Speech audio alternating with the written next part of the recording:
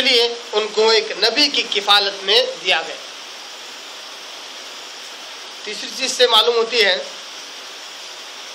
کہ واقعی اگر کوئی شخص چاہتا ہے کہ اپنے بچوں کی تربیت دینی اعتبار سے یا عقلی اعتبار سے، دماغی اعتبار سے اچھی ہو، تو اس کو چاہیے کہ وہ اچھے نیک لوگوں کی صحبت میں اس کو رکھے۔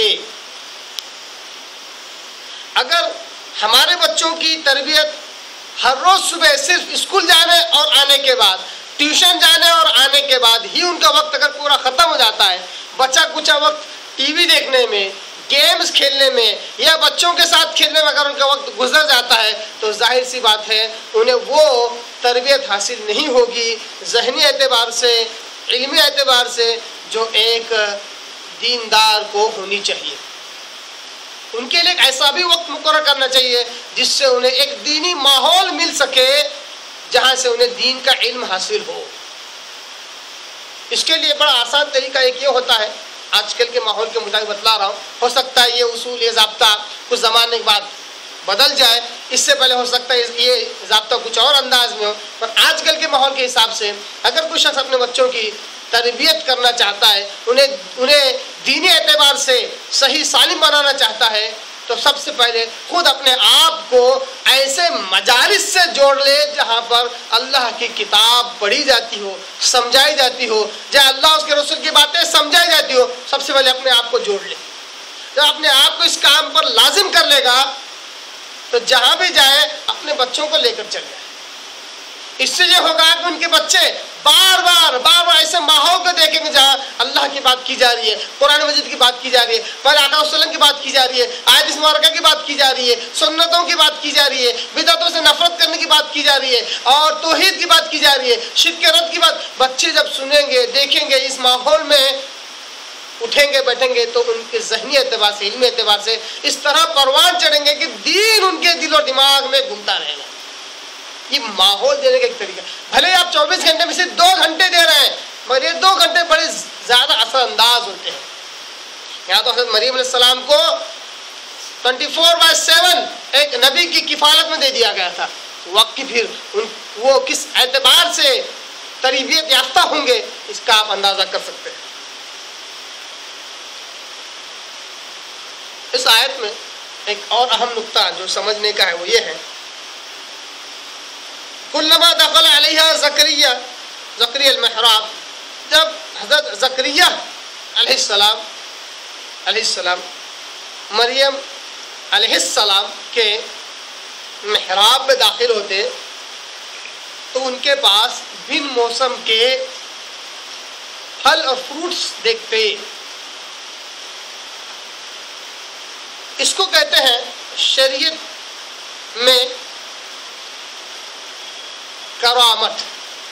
حضرت مریم علیہ السلام کوئی نبی اور رسول نہیں ہے، اور اللہ تبارک تعالیٰ نے کبھی عورتوں میں سے کسی کو نبی اور رسول نہیں بنایا۔ جتنے نبی اور رسول آئے سب کے سب مرد ہی تھے، رجال ہی تھے۔ تو مریم علیہ السلام ایک عورت تھی، یہ نبی اور رسول تو نہیں ہے۔ ان کے ساتھ یہ جو معاملہ ہوا اس کو کہتے ہیں خرق عادت امور، یہ کرامت ہے۔ خرق عادت یعنی عام عادت کے خلاف اگر کوئی کام ہو جائے اس کو کہتے ہیں کرامت۔ اگر یہ کسی ولی کے ہاتھ سے ہوتا ہے تو یہ کرامت، اور اگر یہی خرق عادت امور کسی نبی اور رسول کے ہاتھ ہوتا ہے تو اس کو معجزہ کہتے ہیں۔ یہ اہم نقطہ ہے، اس کو سمجھنا بہت ضروری ہے۔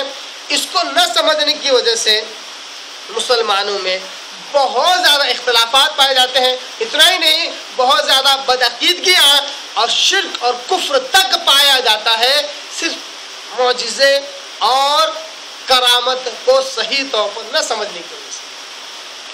معجزہ اور کرامت کیا چیز ہے؟ سب سے پہلی بات، معجزہ اور کرامت خرق عادت امور کو کہتے ہیں۔ یعنی خرق عادت امور ہے مطلب نارملی جو کام نہیں ہو سکتا اگر وہ ہو جائے، خاص طور پر بغیر کسی ذریعہ اور اسباب کے، اس کو کہتے ہیں معجزہ اور کرامت۔ اب معجزہ اور کرامت کو کی ڈیفینیشن بتلاتے ہوئے، اس کی تعریف بتلاتے ہوئے یہ کیوں بیان کرنا پڑ رہا کسی ذریعے اور اسباب کے وہ کام ہوتا ہے یا کچھ کام ہو جاتے ہیں، اس لیے کیونکہ اللہ تبارک و تعالیٰ نے اس دنیا کو جو پیدا کیا وہ عالم اسباب ہے. جو کچھ ہوتا ہے ہر چیز سبب کی بنیاد پر ہوتا ہے. کس چیز کی بنیاد پر؟ اگر ہم کہیں کہ 99% کتنے 99% دنیا میں جتنے کام ہو رہے ہیں سب کے سب سبب کی بنیاد پر ہے. کتنے 99% سبب کی.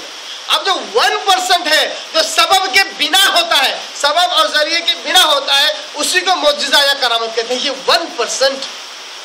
1% آج میں انبیاء کا دور ختم ہو چکا ہے اس لیے 1% کا دعویٰ کر رہا ہوں.